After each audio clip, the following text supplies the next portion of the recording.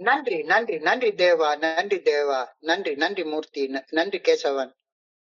நண்பர்கள் அனைவருக்கும் என்னுடைய அன்பான பணிவான வணக்கங்கள். என் பெயர் ஜான். நான் ஒரு குடிநோயாளி. எல்லாமல்ல இறைவனோட அருளாலையும் தோழமையில் இணைந்து செயல்படுவதால் நான் பெற்றுக்கொள்ளக்கூடிய அனுபவம் தெம்பு நம்பிக்கையாலையும் இன்னைக்கு ஒரே ஒரு நாள் நான் குடிக்கல, தெளிவா மன நிறைவா அமைதியா வாழ என்னாலான எல்லா முயற்சிகளையும் செய்து கொண்டிருக்கின்றேன். நண்பர் தேவா குறிப்பிட்டது போல கோயம்புத்தூர் ஒருங்கிணைப்பு குழு மனசாட்சியின் தீர்மானத்தின் அடிப்படையில இந்த இரவு ஆன்லைன் மீட்டிங்ல 24 hours a day, 24 மணித்துளிகள் ஒரு நாள் அப்படின்ற புத்தகத்துல இருந்து ஒவ்வொரு நாளும் ஒவ்வொரு பக்கமாக எடுத்து வாசிச்சு விளக்கம் பார்த்து கலந்தாய்ச்சி கூட்டத்தை நடத்தி கொண்டிருக்கிறோம். அதன் தொடர்ச்சியாக நம்ம இன்னைக்கு வந்து அடைஞ்சிருக்கிற பக்கம் மே மாதம் 5ஆம் நாள். ஸோ இந்த சிந்தனையை வாசிப்பதற்கு நண்பர் தேவா அவர்களை அன்போட பணியோட கேட்டுக்கொள்றேன். 24 மணித்துளிகள் ஒரு நாள். மே 5 தோழமின் இன்றைய சிந்தனை. என் மதிப்பை என் சக மனிதர்களுக்கு மிகைப்படுத்தி வெளிப்படுத்த கற்புகழ்ச்சி என்னும் விளம்பரம் செய்து கொண்டு நான் வாழ வேண்டி இருந்தது. நான் ஒன்றுமே இல்லை என அவர்களுக்கு தெரியும். அந்த உண்மை எனக்கும் நன்றாக தெரியும். நான் யாரையும் முட்டாளாக்கவில்லை. நான் குடிக்காமல் சில காலம் தொடர்ந்து தெளிவுடன் இருந்தாலும் கூட கற்புகழ்ச்சி என்னும் பழக்கம் இன்னும் என்னில் இன்னமுமே இருந்து கொண்டேதான் இருக்கின்றது. என்னை குறித்து மிக உயர்வாக எண்ணிக்கொள்ளும் போக்கும் என்னிடம் இல்லாத சிறு குணங்கள் என்னில் இருப்பது போல் நடிக்கவும் இன்னும் நான் முற்படுகின்றேன். நான் குடிக்காமல் தெளிவுடன் இருக்கும் ஒன்றை மட்டுமே பெரிதாக எண்ணி என்னையே ஏமாற்றிக் கொள்ளும் ஆபாயத்தில் இன்னமும் நான் இருக்கின்றேனா? இன்றைக்கான தியானம். அறிவினால் ஆன்மீக நிலையை உறுதிப்படுத்துதல் இயலாத காரியம். என் நம்பிக்கையாலும் நம்பிக்கையுடனான ஆன்மீக பயிற்சிகளாலும் மட்டுமே என் ஆன்மீக நிலையை நான் உறுதிப்படுத்த முடியும். என் அறிவால் இறையொருட்பேராற்றலை பற்றி ஆராய்வதை காட்டிலும் என் இதயத்தில் அவரை உணர நான் முயற்சி செய்ய வேண்டும். இறையொருட்பேராற்றலது நல்ல ஒழுங்கான வழிகாட்டுதலை வாழ்க்கையாக வாழ்வதன் மூலம் இறையொருட்பேராற்றலது ஆற்றலை வாசிப்பதை சாத்தியமாக என்னால் முடியும். இவ்வுலகில் உள்ள நல்ல காரியங்கள் என் கவனத்தை திருப்பி நன்மையில் நிலைத்திருக்க என்னால் முடியும். காலம் இடம் என்ற எல்லைகளுக்கு உட்பட்டு நான் என் வாழ்க்கையை வாழ்கின்றேன். ஆனால் நம்பிக்கை என்ற ஜன்னலை என் வாழ்வில் திறந்து வைக்க என்னால் முடியும். என்னை கட்டுப்படுத்தும் பொருளாதார விஷயங்கள் அனைத்திலிருந்தும் என் மனதை விடுவிக்க என்னால் முடியும். நிலையானதை உணரவும் என்னால் முடியும். இன்றைக்கான பிரார்த்தனை. நான் கொண்டு இருப்பதெல்லாம் நன்மையாக அமைய வேண்டும் என ஆண்டவனை வேண்டுகின்றேன். எனக்கு எது நன்மையாக அமையும் என்ற தேர்வினை இறையொருட்பேராற்றலிடம் விட்டுவிட வேண்டும் எனவும் வேண்டுகின்றேன். Thank you sir.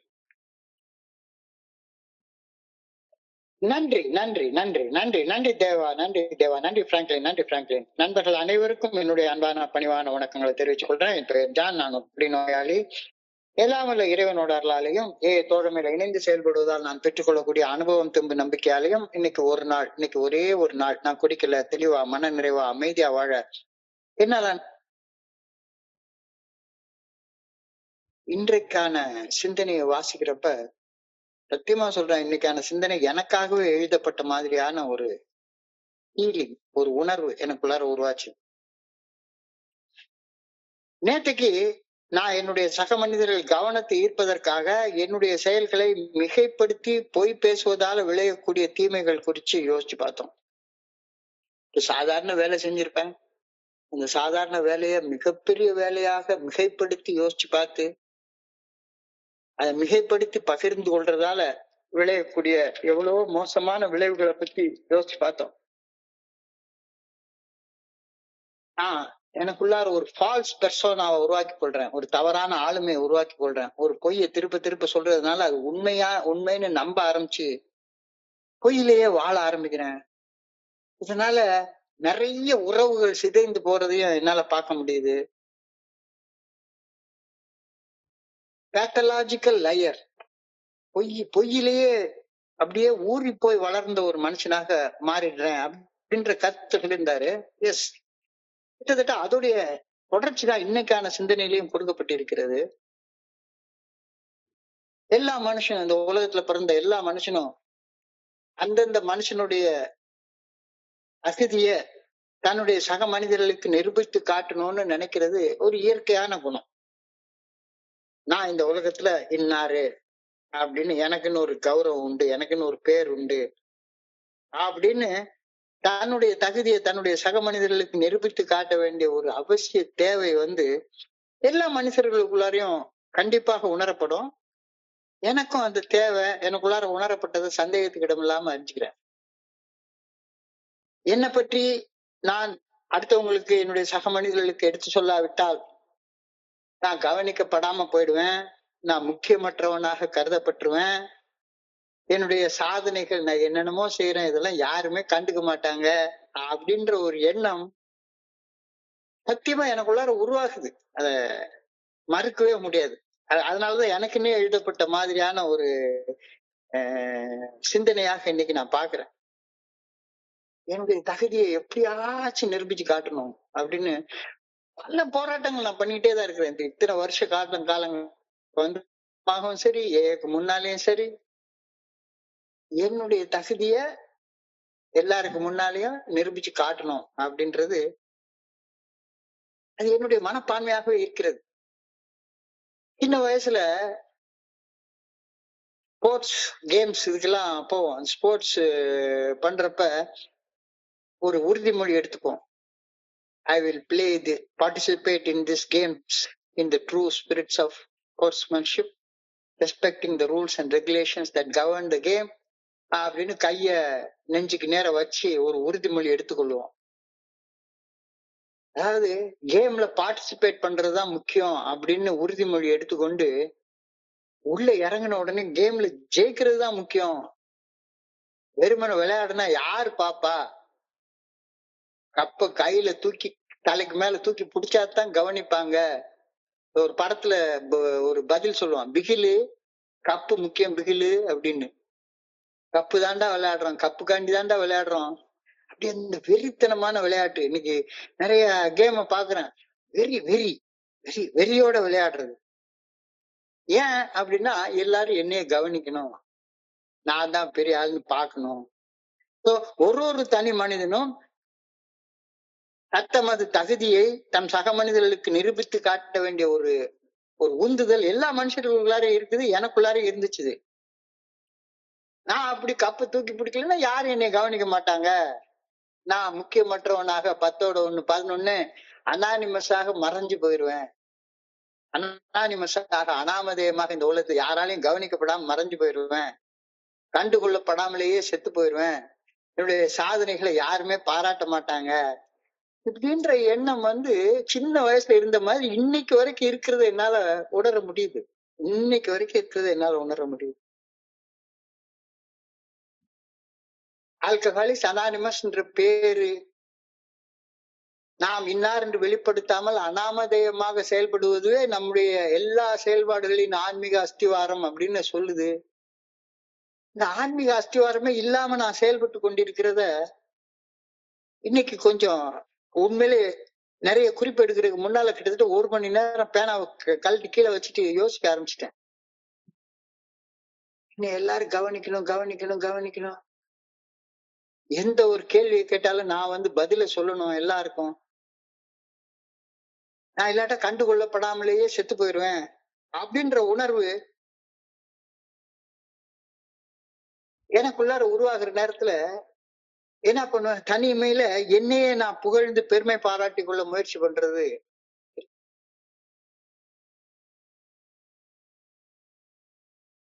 இது என்கிட்ட இந்த குணக்கோளாறு இருக்கிறத என்னால கண்டுபிடிக்க முடியுது. Showing off or boasting is often a defense mechanism designed to give validation, admiration and a sense of importance in the eyes of others.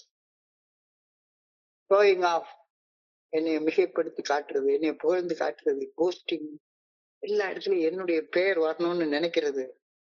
It is a defense mechanism designed to gain validation, admiration and a sense of importance in the eyes of others. தற்பெருமையாக பேசி என்னையே நான் புகழ்ந்து கொள்வது என் சக மனிதர்களுடைய பாராட்டையும் என் சக மனிதர்களுக்கு மத்தியில நான் முக்கியமானவன் அப்படின்றத காட்டிக் கொள்றதுக்கும் அவங்களுடைய அங்கீகாரத்தை பெறுவதற்கும் நான் பயன்படுத்தி கொள்ளக்கூடிய ஒரு மட்ட ரகமான யுக்தி அப்படின்னு இன்னைக்கு சிந்தனையில சொல்றாங்க. இது என்கிட்ட இருக்கா அப்படின்னு சொல்லி பார்த்தா வெளிப்படையா தெரியல. ஆனா அண்டர்லைங் டீப் டவுன் இது இருக்கு. ஆழமாக பாக்குறதுல எனக்கு இருக்கு. இன்னைக்கு ஒண்ணுமில்ல, ஒரு நண்பர் ஒரு மீட்டிங் லிங்க் அனுப்பிச்சு இன்னைக்கு வாங்க அப்படின்னு சொல்லியிருந்தாரு. மத்தியானம் 12 to 1:30 மீட்டிங். நான் பொதுவாக மீட்டிங் போறது இல்லை. ஆனா இன்னைக்கு திடீர்னு அந்த மீட்டிங் போகணும் அப்படின்னு உள்ள போயிட்டேன். அந்த மீட்டிங் இன்னைக்கு கேள்வி பதில் அப்படிங்கிற மீட்டிங். ஒருத்தர் ஒரு 7 கேள்விகள் எடுத்துக்கிறாங்க. அந்த 7 கேள்விகளுக்கு நிறைய நண்பர்கள் பதில் சொல்றாங்க. என் மண்டைக்குள்ளார அந்த 1 மணி நேரம், கிட்டத்தட்ட 1.5 மணி நேரம் ஃபுல் டைம் அந்த மீட்டிங்ல உட்கார்ந்து இருந்தேன். அந்த 1.5 மணி நேரமும் என் மண்டைக்குள்ளார, ஏய் இந்த கேள்விக்கு இது பதில் இல்லடா, இந்த கேள்விக்கு இதுதான் பதில், இத சொல்லு அப்படின்னு ஒவ்வொருத்தரும் அவங்க கோணத்துல இருந்து பதில் சொல்லிக்கிட்டே இருக்கிறாங்க. நான் அந்த 1.5 மணி நேரம் அந்த மீட்டிங்ல பகிர்ந்து கொள்ளவே இல்லை. ஆனா என் மண்டைக்குள்ளார ஒண்ணு ஓடிக்கிட்டே இருக்குது. ஏய் சும்மா இருக்காத, பதில் சொல்லு. சும்மா இருந்தனா உன்னை எவனுமே கவனிக்க மாட்டாங்க. கேள்விக்கான உண்மையான பதில சொல்றதுக்கு தகுதியானவன் நீ மட்டும்தான். சொல்லு. அவர் சொல்ற பதில் சரியில்லை. அவங்க எல்லாரும் கரெக்டா தான் சொல்றாங்க. எல்லாரும் அவங்கவுங்க கரெக்டா அவங்கவுங்க கோணத்துல கரெக்டா தான் சொல்றாங்க. ஆனா என் மனசுக்குள்ளார இப்படி ஒரு எண்ணம் ஓடுறப்ப, தற்பெருமையாக பேசி என்னையே நான் புகழ்ந்து கொள்வது, என் சக மனிதர்கள் பாராட்டதையும், சக மனிதர்கள் என்னை முக்கியமானவர்கள் என்று காட்டிக்கொள்ளவும், அவர்களது அங்கீகாரத்தை பெற நான் பயன்படுத்தக்கூடிய ஒரு மட்ட ரகமான யுக்தி அப்படின்ற கருத்தை இன்னைக்கு பண்றப்ப அப்படியே இந்த பேனா புத்தகத்தை மூடி வச்சுட்டேன். எனக்குள்ளார அது இருக்கு. அண்டர்லையிங் இன்செக்யூரிட்டி இன்னமும் இருக்கு. 70 வயசு ஆனாலும் இருக்கு. A mask for inadequacy. இன்னும் எனக்கு பெரிய திருமூலர் பேசுவேன், திருமந்திரத்தை பேசுவேன். எனக்கு ஆனா எல்லாமே ஒண்ணுமே முழுசா ஒண்ணுமே தெரியாது. எல்லாத்துலயும் அறகுறை தான். முழுசா ஒண்ணுமே தெரியாது. என்னுடைய இயலாமையை மறைக்கிறதுக்கு ஒரு முகமூடியாக இந்த மாதிரியான வேலைகள்ல நான் செஞ்சிட்டு இருக்கேன் அப்படின்னு இன்னைக்கு புத்தகத்துல எழுதியிருக்காங்க. எனக்கு பொருந்துதே. Fear of being unimportant. நான் இந்த மீட்டிங் வரலன்னா என்னைய முக்கியமற்றவனாக மாத்திருவேன், யாருக்கும் நான் தெரியாம போயிடுவேன் அப்படின்ற ஒரு பயம் எனக்குள்ளார இருக்கு. External validation. நான் என்னுடைய சுய மதிப்பை உணர முடியாத தருணங்கள்ல என்னுடைய சக மனிதர்கள் நீங்க பேசுனது சூப்பரா இருந்துச்சு அப்படின்னு சொல்ற அந்த ஒரு வார்த்தையில, அந்த கைத்தட்டல்ல, அந்த அங்கீகாரத்துல என் மனசுக்குள்ளார என்னமோ ஒண்ணு பண்ணுத. The need for amounting to something. நான் கொஞ்சமாவது சமுதாயத்துல மதிக்கப்பட்டவனாக இருக்க வேண்டும் என்ற தேவையை எனக்குள்ளார நான் உணர்றேன். அதற்கான அடையாளத்தை நான் உருவாக்கி கொள்றதுக்காக, எனக்குன்னு ஒரு பேரை உருவாக்கி கொள்றதுக்காக நான் ஒரு அடையாள கட்டமைப்பை எனக்குள்ளார உருவாக்கிட்டு இருக்கிறேன். நான் வெற்றிகரமாக செயல்படுறேன், நான் வெற்றிகரமாக சில செயல்களை செய்யறேன் அப்படின்னு எனக்கு நிரூபிக்கக்கூடிய ஒரு பாணியை நானே உருவாக்கி கொள்றேன். எனக்குன்னு ஒரு தனிப்பட்ட அடையாளத்தை கட்டமைத்துக் கொள்ள முயற்சி பண்றேன். போஸ்ட் மென்டாலிட்டி, பதவிக்காக பரிதவிக்கக்கூடிய ஒரு மனநிலை. இப்ப அந்த மனநிலை என்கிட்ட ரொம்ப இல்ல. இப்ப பதவி கேட்டா கொடுப்பாங்க. ஆனா ஒரு காலத்துல பதவிக்காக சமூக ரீதியாக இணைக்கப்பட்ட இந்த உலகத்துல நான் சாதனைகளை வெளிப்படுத்த வேண்டிய கட்டாயத்தை உணர்றேன். நான் சாதிக்கணும் அப்படின்னா அதற்கு ஏதாவது ஒரு அதிகாரம் நிறைந்த பதவி எனக்கு வேணும். நான் அட்லீஸ்ட் ஏதாச்சும் ஒரு பதவியில இருக்கணும். பதவி இல்லைன்னா எப்படி சாதிக்க முடியும்? நான் வெற்றி பெற்றேன்னு எப்படி காட்டிக்க முடியும்? நான் ஒரு டெலிகேட்டா இருக்கணும், நான் ஒரு ட்ரஸ்டியா இருக்கணும், அதுக்காக எலெக்ஷன் நினைக்கணும், ஜெயிக்கணும், அப்படி இப்படின்னு என் மண்டைக்குள்ளார ஓடிக்கிட்டே இருக்கு இது மாதிரியான எண்ணங்கள். ஸ்டேட்டஸ் சீக்கிங், அந்தஸ்து தேடுதல், பெருமை பேசுதல் என்பது சமூக படிநிலைக்குள் எனக்கென ஒரு தனியாக இடத்தை உறுதி செய்து கொள்ளணும் அப்படின்னு என்னென்னமோ முயற்சி பண்றேன். the paradox of boasting. பெருமை பேசுவதில் உருவாகக்கூடிய முரண்பாடுகள். நான் பெருமை பேசினா எல்லாருமே நானே பெருமை பேசிக்க கூடாது. என் பக்கத்துல இருக்க ஒரு மனுஷனை வச்சு அதை பெருமை பேச வைக்கணும். அந்த காலத்துல எம்ஜிஆருக்கும் ரஜினிகாந்துக்கும் உள்ள வித்தியாசத்தை என்னுடைய குருஜி சிரிச்சுக்கிட்டே சொல்லுவாரு. அவர் இங்க நல்லா இருக்கணும், நாடு முன்னேற, இந்த நாட்டில் உள்ள ஏழைகளின் வாழ்வு முன்னேறன்னு எம்ஜிஆர் பாடுவாரு. அப்ப எம்ஜிஆர் பாட மாட்டாரு, அவர் நடந்து வந்துட்டே இருப்பாரு. பக்கத்துல இருந்து அவருடைய மவுத் பீஸ் ஒண்ணு பாடிட்டு இருக்கும். ஆனா ரஜினிகாந்த்ல இவரே காலை தூக்கி விட்டுவாரு. பொதுவாக எம் மனசு தங்கம், ஒரு போட்டின்னு விட்டா சிங்கம் அப்படின்னு இவரே செல்ஃப் பூஸ்ட் பண்ணிப்பாரு.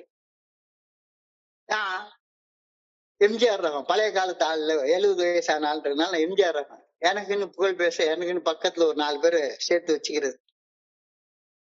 இது எப்பவுமே 4 பேர் சேர்த்து வச்சுட்டு இருப்பான். அவன் ஒரு பர்டிகுலர் நேரத்துல இட் பேக் ஃபயர் ஆயிரும். பெருமை பேசுவது என்னுடைய சக மனிதர்கள் மத்தியில எங்கேயாச்சும் ஒரு நேரத்துல அகங்காரம் உண்டோ பிடிச்ச மனுஷன்றது வெளியே காட்டி விட்டுரும்.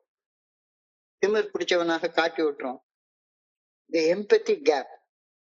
When I boast myself, I tend to overestimate how happy others are for them and underestimate how much they annoy.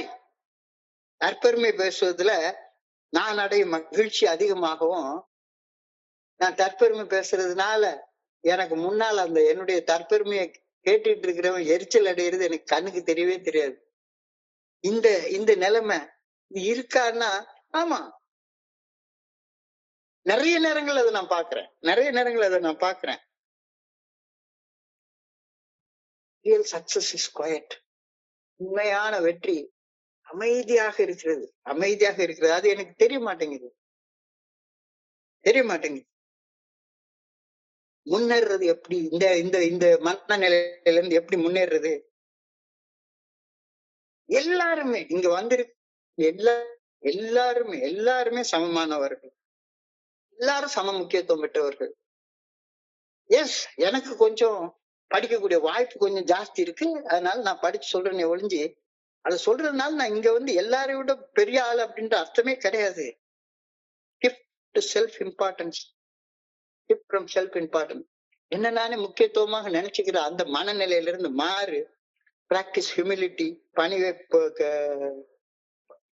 பணிவோடு செயல்பட முயற்சி செய்ய. ஒன்னு நீயே வேலிடேட் பண்ணிக்கோ. இன்டர்னல் வேலிடேஷன், சுய அங்கீகாரம். நான் செய்யற வேலை எனக்கு போதும். என்னைய நான் அங்கீகரிச்சுட்டா போதும். என்னை யாருமே அங்கீகரிக்க வேண்டிய தேவையே இல்லை.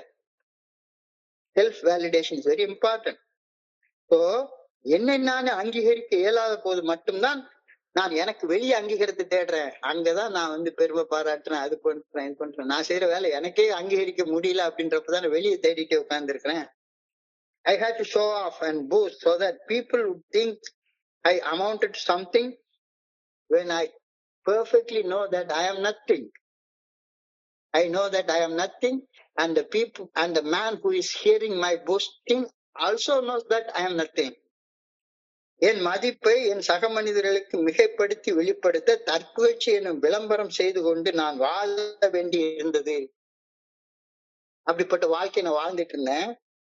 நான் ஒண்ணும் இல்ல அப்படிங்கிறது என் பேச்சு கேட்கிறவங்க எல்லாருக்கும் தெரியும். எனக்கும் நான் ஒண்ணும் இல்லைங்கிறது தெரியும். ஆனாலும் என்னை விளம்பரப்படுத்த முயற்சி செய்யறது நான் நிறுத்துறதே கிடையாது. இப்படி பொய்யாக தற்புகழ்ச்சியின் மூலமாக விளம்பரம் செய்யறப்ப நான் யாரை ஏமாத்துறேன்? என்ன தவிர வேற யாரையுமே நான் ஏமாத்த முடியாது அப்படிங்கிற ஒண்ணுதான் நிதர்சனமான உண்மை. அதாவது இந்த 11வது கோட்பாடு, விளம்பரங்கள் வேண்டவே வேண்டாம், தற்புகழ்ச்சி வேண்டவே வேண்டாம். வேலை என்ன, வேலையை செஞ்சுட்டு அமைதியா போயிட்டே இரு. எங்க பார்த்தாலும் சரிதான், ஏன் குரல் ஒலிக்கணும் அப்படின்னு இந்த குழு அந்த குழு இடையில திடீர்னு ஒரு நாளைக்கு ரொம்ப கஷ்டப்பட்டு எல்லா குழுக்கள்ல இருந்து வெளியே வந்துருவேன். ஐயா இது என்னடா இது, எல்லா இடத்துலயும் போய் உட்கார்ந்து உளறிட்டே உட்கார்ந்துருக்கோமே, இது வேண்டாம் அப்படின்ட்டு வெளியே வருவேன். ஆனா மறுபடியும் அந்த இது பிடிச்சுக்கும். சார், ஒரு புது குழு ஆரம்பிக்கிறோம், அதுல நீங்க சேரணும். உங்க கருத்து ரொம்ப நல்லா இருக்குன்னு எல்லாரும் சொன்னாங்கன்னா உடனே அதுல ஒரு புகழ் போதை உண்டாகி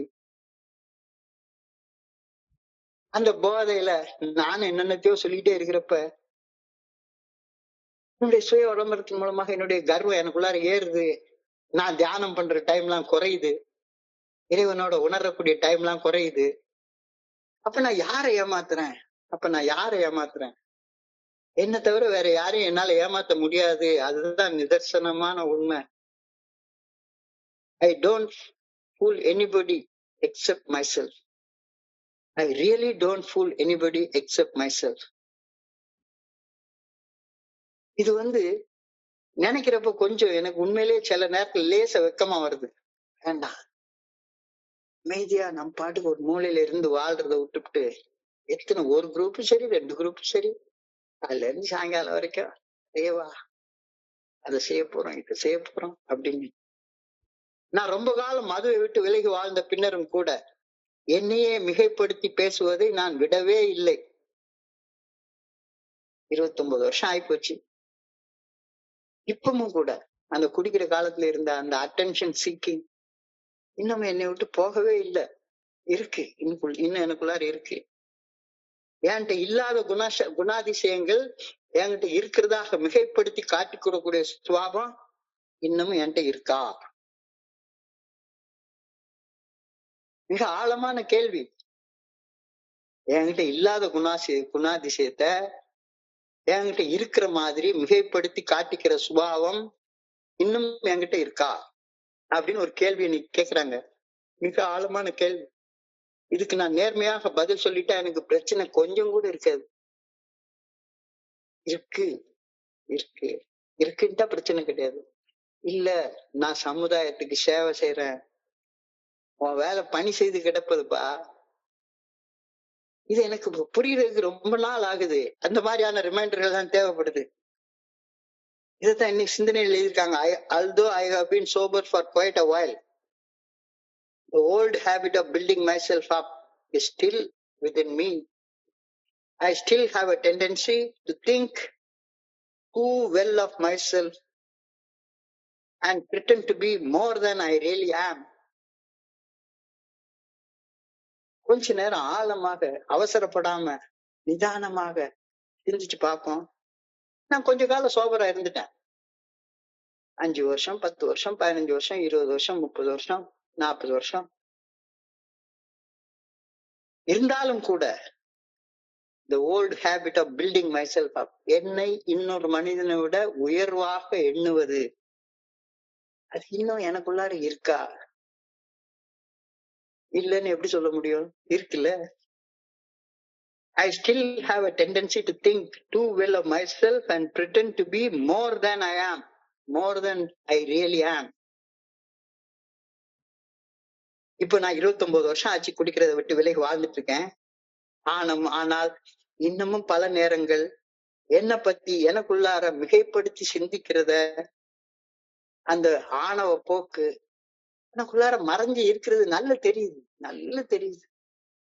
வெளியே அத நல்ல அழகா திறமையாக நடிச்சு, சிவாஜி கணேசன் மாதிரி வேஷம் போட்டு நடிச்சு, ரொம்ப பணி உள்ளவன் மாதிரி நடிச்சு எல்லாம் பண்ற மாதிரி இருந்துட்டு இருக்கேன். தோழமை நிறைய நண்பர்களை ஒரு படி முன்னால வாழ்ற நினைப்பு வரும்போது போகுது எனக்குள்ளார. நான் தோழமையில நிறைய பேர்ட்டு நண்பனாக இருக்கக்கூடிய மாதிரியான முன்மாதிரியான ஒரு நண்பனாக வாழக்கூடிய நினைப்பு எனக்குள்ளார வந்துட்டு போகுது. நான் அப்படி நினைக்க தகுதி இல்லாதவன் எனக்கு நல்லாவே தெரியுது. ஆனா என்னுடைய தகுதியையும் மீறி வேஷம் போட்டு வாழ்றத விட்ட பாடல் இன்னமும் அது எனக்குள்ளார இருந்துட்டே இருக்குது. எல்லாருக்கும் உதவி செஞ்சிடலாம். எத்தனை போனுக்குள்ளார பாத்தீங்கன்னா 2000 நம்பரை சேர்த்து வச்சுக்கிறது. யாருக்கும் என்னால ஒழுங்கா உதவி செய்ய முடியாதுன்னு நல்லா தெரியுது. ஆனா கூட நீ போன் பண்ணு, உனக்கு நான் ஸ்பான்சர் பண்றேன்.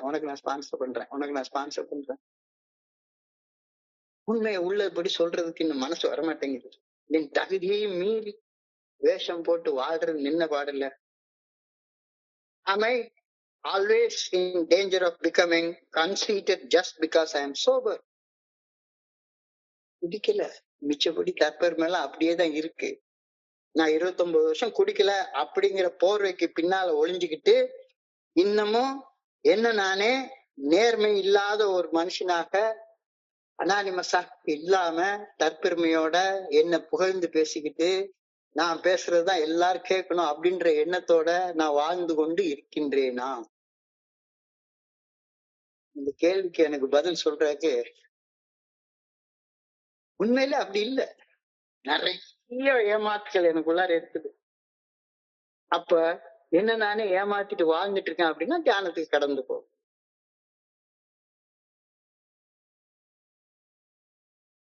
வார்த்தையில சொல்லிட்டாங்க, நான் ஒரு ஆன்மீக வாழ்க்கை வாழ்கின்றேன் என்ற உண்மையை என்னுடைய அறிவாற்றலால உறுதி செய்து கொள்ள முடியவே முடியாது.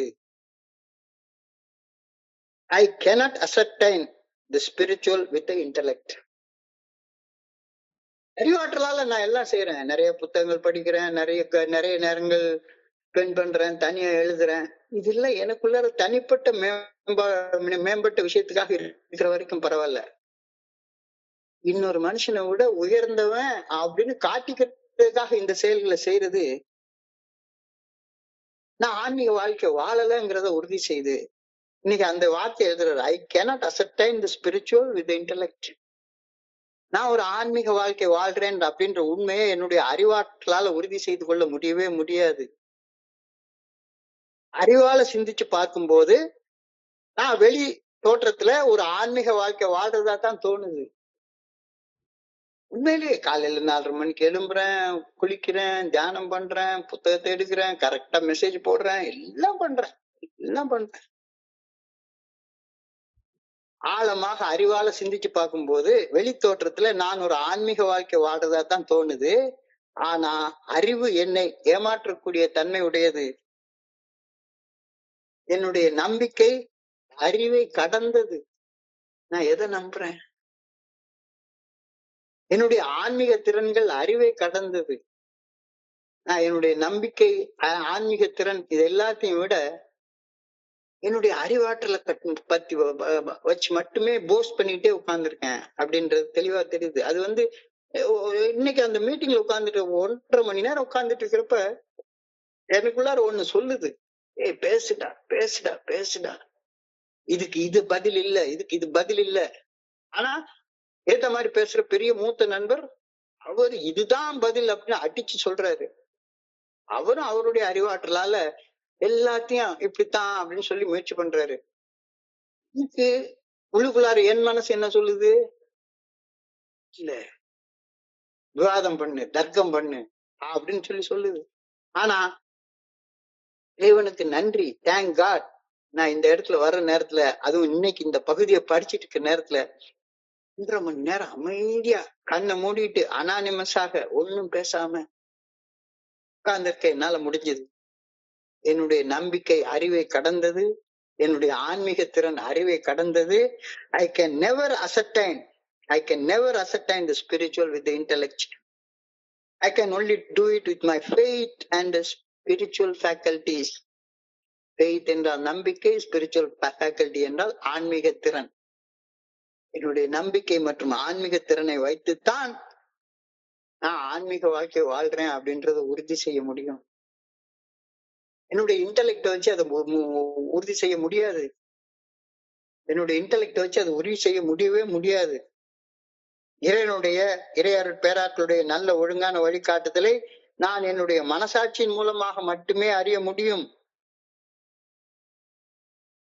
I can only know the good orderly direction of God through my conscience. அதை என்னுடைய பிரெயினால நான் அறிஞ்சு கொள்ளவே முடியாது. இறைவனுடைய நல்ல ஒழுங்கான வழிகாட்டுதல் என்னுடைய மனித மூளைக்கு ரொம்பவும் அப்பாற்பட்டது. இதெல்லாம் சிந்திக்கிறப்ப உண்மையிலேயே எனக்கு இதா இருக்குது. இவ்வளவு ஆழமான கருத்துக்கள் எல்லாம் எழுதியிருக்காங்களே அப்படின்னு சொல்லி பட்ட வருத்தமா எழுதி காட்டுறாங்க. இறையர் பேராற்றுடைய நல்ல ஒழுங்கான வழிகாட்டுதல் எனக்கு என்னுடைய மனசாட்சி மூலமாக மட்டுமே வெளிப்படுத்தப்படும். So through my conscience only I can know the good orderly direction of God, not through my brain, not through my brain. இறைவனுடைய நல்ல ஒழுங்கான வழிகாட்டுதல் என்னுடைய மனித மூளைக்கு புலப்படாது.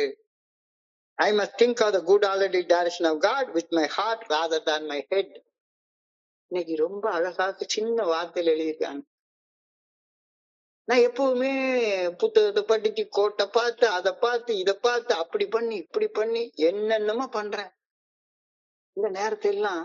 ஆனா நான் விபாசனா மெடிடேஷன் அந்த இது போய் ஒரு 16-17 வருஷங்களுக்கு முன்னால எவ்வளவு ஆன்மீக முயற்சிகள் பண்ணி பல முன்னேற்றங்களை அடைஞ்சது எல்லாமே மறுபடியும் டாபிக் மீட்டிங் எடுக்க வர்றேன் அப்படின்றதுனால செதஞ்சு சின்ன பின்னமாக்குறது என்னால பார்க்க முடியுது. இறையர் பேராட்டின் நல்ல ஒழுங்கான வழிகாட்டுதலுக்கு பணிந்து செயல்படும் பணிவின் மூலமாக மட்டுமே இறையாற்றலை என்னால் என்னுடைய வாழ்க்கையில என்னுடைய அனைத்து செயல்களில கொண்டு வர முடியும். இது அறிவோடைய வேலையே கிடையவே கிடையாது. இங்க அறிவுக்கு சம்பந்தமே கிடையாது. I can never ascertain the spiritual with the intellect. இந்த தியானம் ரொம்ப ஆழமாக கொடுக்கப்பட்டிருக்கிறது. I can breathe in God's very spirit in life around me. God's very spirit, வாழ்வின் ஆற்றல், வாழ்வதற்கான ஆற்றல், அது மூளையில கிடையவே கிடையாது. அது எனக்குள்ளார இதயத்துல இருக்கு, ஆன்மால இருக்கு. ஆன்ம ஆற்றல். இந்த ஆன்ம ஆற்றல நான் என்னுடைய மூளையை பயன்படுத்தி முழு நேரமும் அதுலயே வேலை செஞ்சிட்டு இருக்க நேரத்துல எனக்கு அது கிடைக்க போறதே கிடையாது. I can breathe in God's very spirit in life around me. இறையாற்றலை சுவாசிப்பதை உணர்ந்து செயல்படுவதால் மட்டுமே உலகில் உள்ள நன்மைத்தனத்தை நோக்கி என் கண்களை திருப்ப முடியும். கடவுளுடைய நல்ல ஒழுங்கான வழிகாட்டுதலுக்கு பணிந்து செயல்படுவது. இப்ப நிறைய விஷயங்களை பணிந்து செயல்பட்டாலும் கூட எனக்குள்ளார இன்னும் சில குறைபாடுகள் இருக்கிறது என்னால உணர முடியுது. இறையர் பேராற்றலை சுவாசிப்பதை உணர்ந்து, அதாவது என்னுடைய குருஜி அழகா சொல்லுவாரு, நான் சுவாசிக்கிறேன் அப்படின்னு சொல்றதை விட இறையர் பேராற்றல் என்னுடைய உடலின் மூலமாக சுவாசிக்கின்றது அப்படின்னு சொல்றதுதானே கரெக்டா இருக்க முடியும். நான் என்ன சுவாசிக்கிறதுக்கு என்ன பண்றேன்? நான் என்னுடைய இதயத்தை துடிக்க வைக்கிறேன்னா, கொஞ்ச நேரத்துக்கு முன்னால ஒரு 2 சப்பாத்தி சாப்பிட்டேன். 2 சப்பாத்தி எனக்குள்ளார ஜீரணம் ஆயிட்டு இருக்குது. ஜீரணமாக செயலை நானா செஞ்சிட்டு இருக்கிறேன். இறையர் பேராற்றல் என் உடல் மூலமாக சுவாசிப்பதை உணர்ந்து செயல்படுவதால் மட்டுமே இந்த உலகில் உள்ள நன்மைத்தனங்களை என்னால என்னுடைய கண்களால் காண முடியும். I can keep my eyes turned towards the goodness of the world only when I see through the spiritual. எனது ஆன்மா என் உடல் என்ற குறுகிய இட எல்லைக்குள்ளார, இந்த நிகழ்காலம் என்ற இந்த எல்லைக்குள்ளார அடங்கி இருக்கு. எல்லையற்ற ஆன்மா என்னுடைய உடல் என்ற குறுகிய எல்லைக்குள்ளார அடங்கி இருக்கு. அந்த ஆன்மா இந்த உடல் என்ற குறுகிய எல்லைக்குள்ளார அடங்கி இருக்கிறதுனால இந்த வெறுமன அறிவு அப்படின்ற உடல்ல இருக்கக்கூடிய இந்த இத்தினோண்டு மூளை அப்படின்றது மூலமாக கால இட எல்லைகளுக்குள்ளார பாக்குறதுனால அதை தாண்டி எதையும் என்னால பார்க்கவே முடியறது இல்ல. அதை தாண்டி என்னால எதையுமே பார்க்க முடியறது இல்ல. நான் பாக்குறதுதான் சரி.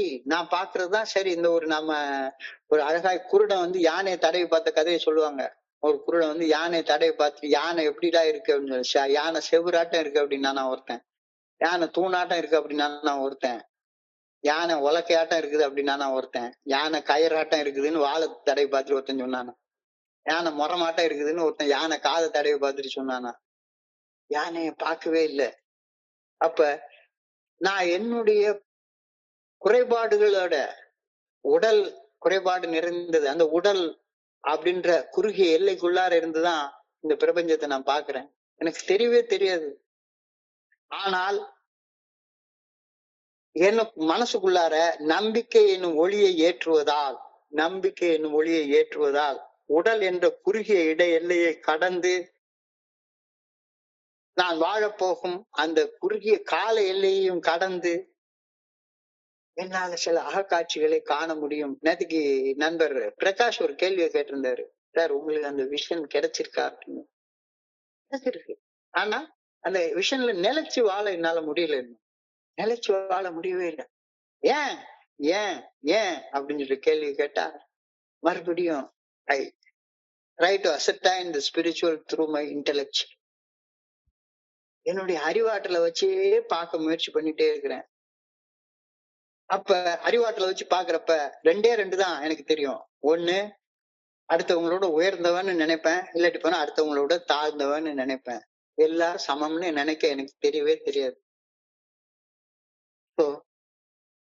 என்னுடைய மனசுக்குள்ளார நம்பிக்கை என்னும் ஒளியை ஏற்றும் போது என்னுடைய உடல் என்ற குறுகிய இட எல்லையையும் நான் வாழப்போகும் நாட்கள் அப்படின்ற குறுகிய கால எல்லையையும் தாண்டி அகக்காட்சியில இந்த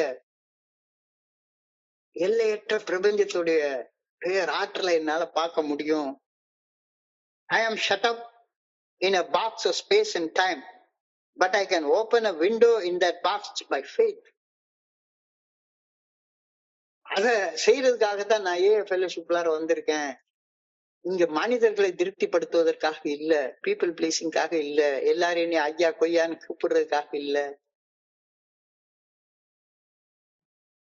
காலம் இடம் என்ற பொருளாதார எல்லைகளை கடந்து நான் செயல்படும் போது கடவுள் அப்படின்ற எல்லையற்ற ஆற்றலை நான் எனக்குள்ளார உணர ஆரம்பிக்கின்றேன். I can empty my mind of all limitations of material things. I can sense the external.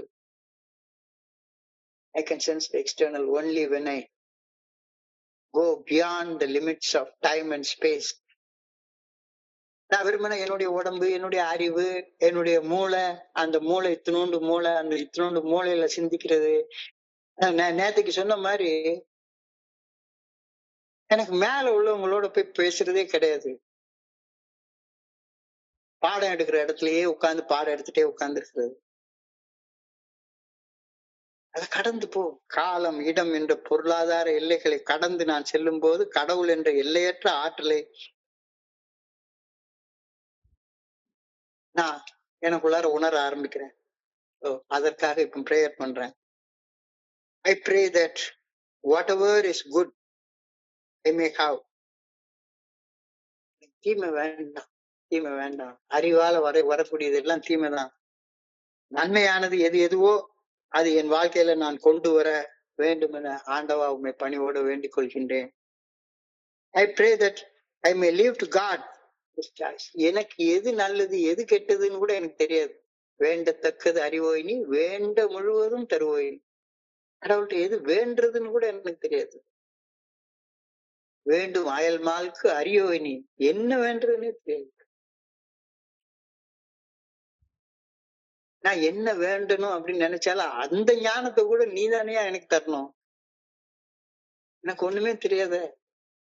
அப்போ நான் வாழ்ந்துட்டு இருக்க வாழ்க்கை இன்னைக்கு ஒரு நாள் பாக்குறப்ப உண்மையிலேயே ரொம்ப சின்னதா உணர்ந்தேன். இன்னைக்கு சிந்தனையை படிக்கிற நேரத்துல பிரபஞ்சத்துல நம்ம எல்லாரும் தோழமையில இருக்கோம். அந்த தோழமை தான் பெருசு.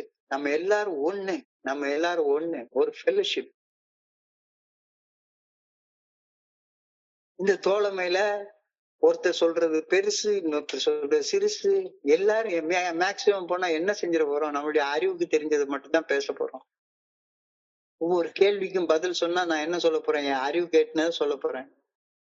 என்னுடைய அறிவு கேட்டினது இன்னொரு மனுஷனுடைய அறிவு கேட்டினதை விட கூட இருக்கலாம். அப்ப ஆகா இவர் ஐயா கொய்யான்னு போயிடுவாங்க. ஒரு சில நேரத்துல இன்னொரு மனுஷனுடைய புரிதலை விட என்னுடைய புரிதல் கம்மியாக இருக்கலாம். அப்போ என்னடா இது இவ்வளவு கோபருங்கிறான், இப்படி பேசுறான் அப்படி சொல்றான். ரெண்டுமே தப்பு. காலம் இடம் என்ற எல்லைகளுக்குள்ளார மனித மூளையை வச்சு செயல்படுற நேரத்துல I can never ascertain the spiritual with the intellect அப்படின்ற வார்த்தையை நீ சொல்றாங்க. இதெல்லாம் மிக ஆழமான சிந்தனை. அதனாலதான் புரிஞ்சு கொள்ள கஷ்டமா தான் இருக்குது. எனினும் இன்னைக்கு கொடுக்கப்பட்டிருக்கிற சிந்தனையை நண்பர்களுக்கு பகிர்ந்து கொள்றதுக்காக பகிர்ந்து கொள்றேன். ஸோ இன்றைய சிந்தனையின் சுருக்கம்: ஒவ்வொரு மனிதனும் தத்தமது தகுதியை தம் சக மனிதர்களுக்கு நிரூபித்து காட்ட வேண்டிய ஒரு அவசிய தேவை எல்லாத்துக்கும் இருக்கும். எல்லாத்துக்கும் இருக்கும். I am somebody, I am somebody அப்படின்னு நிரூபிச்சு காட்டுறது. Showing off or boasting is often a defense mechanism designed to gain validation, admiration, and a sense of importance in the eyes of others. இந்த உலகம் அப்படிதான் இருக்குது. நான் எனக்கு பதவி வேணும், அது வேணும், இது வேணும், எல்லாம் வேணும். ஆனா கடைசியில எல்லாம் எதுக்கு வேணும்? அது இறைவனை உணர்வதற்கு வேணும். அப்படின்றப்ப இதை வச்சு அதை உணர முடியாதுன்றதே புரியவே இல்லை. ஏன் ஏன் நான் இந்த மாதிரி பூஸ்ட் பண்ணிட்டு இருக்கேன்?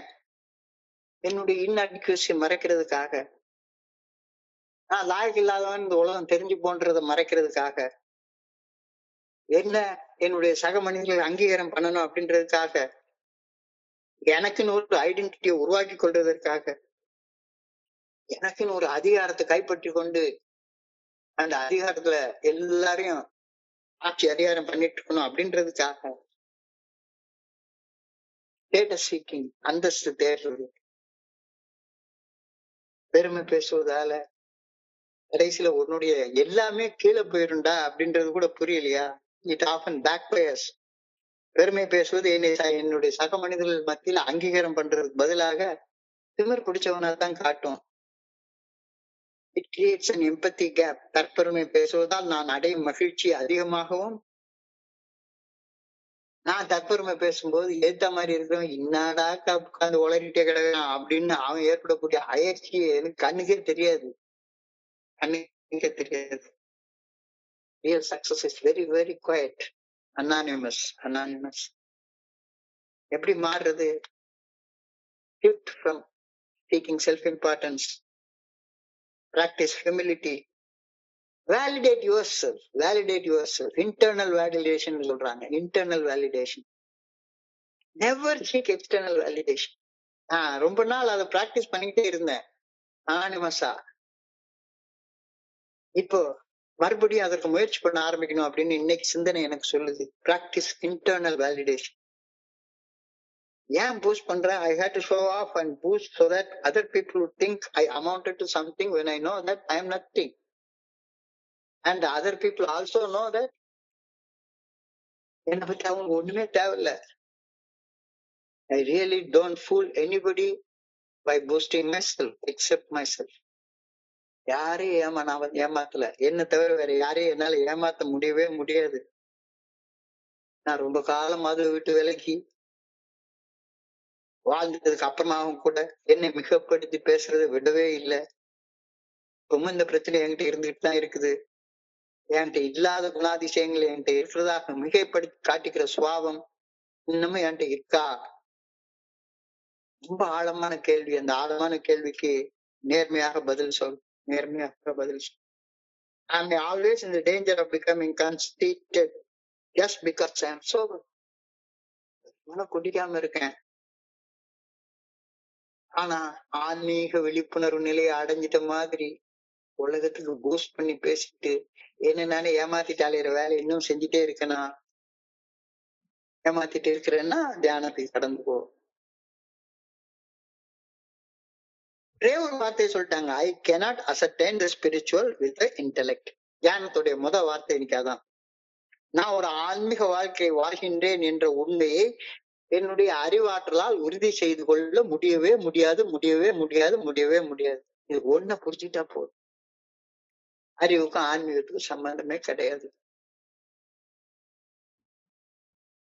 அதாவது அறிவுன்னா என்ன? ஞானம் அது வேற. கடவுளுக்கு பயந்து, கடவுளுடைய நல்ல ஒழுங்கான வழிகாட்டுதலுக்கு பயந்து வாழ்வது ஞானம். நான் சொல்றது இந்த தத்துவார்த்த அறிவு. அந்த அறிவு பிரயோஜனப்படவே படாது. ஞானம் வேற. சுத்திகரிக்கப்பட்ட அறிவு, சுத்தமான அறிவு ஞானம். அந்த அறிவை பத்திங்க, ஞானத்தை பத்திங்க சொல்லுங்க. I cannot ascertain spiritual with a dirty intellectual. I can only do it by my own faith and spiritual faculties. என்னுடைய இறையர் பேராற்றுடைய நல்ல ஒழுங்கான வழிகாட்டுதலை என்னுடைய மனசாட்சியின் மூலமாக மட்டுமே அறிய முடியும். அந்த நல்ல ஒழுங்கான வழிகாட்டுதல் என்னுடைய மனித மூளைக்கு புலப்படாது. I must think of God's good orderly direction with my heart rather than with my head. இந்த ஒரு வார்த்தை குருஜி, என்னுடைய குருஜி சொன்ன வார்த்தை எனக்கு இப்பவும் ஞாபகத்துக்கு வருது. நான் சுவாசிக்கிறேன்னு சொல்லவே சொல்லாரு. இறைவன் என்னுடைய உடல் மூலமாக சுவாசிக்கின்றார். பிராணனாக எனக்குள்ளார் இருக்கின்றார். பிராணனாக எனக்குள்ளார் அவர் இருக்கிறார். அதனாலதான் நான் உயிரோடு இருக்கிறேன். ஓ, என்னுடைய ஆன்மா என்னுடைய உடல் என்ற குறுகிய இட எல்லைக்குள்ளும் நான் வாழ போற இந்த கொஞ்ச காலம் என்ற கால எல்லைக்குள்ளாரும் அடைபட்டு இருப்பதால் என்னால் அந்த கால இட எல்லைகளை தாண்டி எதையும் காண முடியவே முடியாது. ஆனா என்னுடைய மனசுக்குள்ளார அந்த by an act of faith அப்படின்றாங்க, நம்பிக்கை இறைவனுடைய நல்ல ஒழுங்கான வழிகாட்டுதல் மேல் வைக்கக்கூடிய நம்பிக்கையின் மூலமாக, நம்பிக்கை என்ற ஒளியை ஏற்றும் போது என்னுடைய உடல் என்ற குறுகிய இட எல்லையையும் நான் வாழப்போகும் நாள் என்ற குறுகிய கால எல்லையையும் தாண்டி என்னால் அகக்காட்சிகளை காண முடியும். I am shut up in a box of space and time, but I can open a window in that box by faith, and by that faith I can see the things which are not seen to the ordinary eye. பார்க்க கண் உள்ளவன் பார்க்கட்டும் அப்படின்னு ஒரு வார்த்தை வேதத்தை அடிக்கடி சொல்லுவாங்க. காலம், இடம் என்ற பொருளாதார எல்லைகளை கடந்து நான் உள் செல்கையில் கடவுள் என்ற எல்லையற்ற ஆற்றலை நான் எனக்குள்ளார அகக்காட்சியில பாக்குறேன். I can empty my mind of all limitations of material things. I can sense the external. ரொம்ப ஆழமான சிந்தனை. அதற்காக பிரார்த்திக்கிறது. நன்மையானது எதுவோ அதை என்னுடைய வாழ்க்கையில நான் கொண்டு கொள்ளணும். ஆண்டவா, எனக்கு நன்மைன்னா என்னன்னு எனக்கு தெரியாது, நன்மை எனக்கு கொடு. I pray that I may leave God the choice of what is good. எது நன்மைன்றதை எனக்கு நீ கொடு. வேண்டத்தக்கது அறிவோய் நீ. அப்படி வேண்டத்தக்கதை இறைவனிலிருந்து அறிந்து கொண்டு அதை வேண்டும் பொழுது வேண்டும் அனைத்தும் தருவோய் நீ. ஆண்டவா, உண்மை சரணடைந்து வேண்டுகின்றேன், எனக்கு நன்மையானது கொடு அப்படின்னு கேட்டுக்கிறேன். இன்றைய சிந்தனையை படிக்கிறப்ப என் மனதை கடந்துட்ட சிந்தனைகளை உங்களோட பகிர்ந்து கொள்ள நல்ல வாய்ப்பு உருவாக்கி கொடுத்த இந்த குழுவிற்கு என்னுடைய மிக பணிவான நன்றிகளை தெரிவித்துக் கொள்றேன். இதுவரைக்கும் பொறுமையாக கேட்ட ஒவ்வொரு நண்பருக்கும் என்னுடைய பணிவான நன்றிகள். இந்த இரவு பொழுது நண்பர்களுக்கு இனிமையான இரவாக அமைய பணிவோட வேண்டிக் கொள்கின்றேன். நன்றி நன்றி நன்றி நன்றி நன்றி நன்றி நன்றி. வாழ்க வளமுடன். Thank you very much. Over to you, Franklin. Thank you.